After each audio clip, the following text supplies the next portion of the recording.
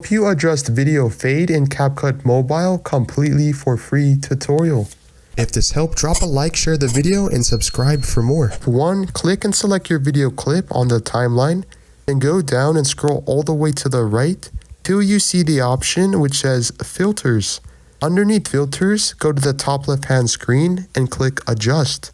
Underneath Adjust, you want to scroll to the right until you see the option Fade. Here, click this and drag to the right.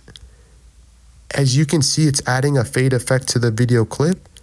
And once you're happy, click the check mark. But I say this is the before. This is the after. Notice how it adds a haze in Capcut Mobile completely for free.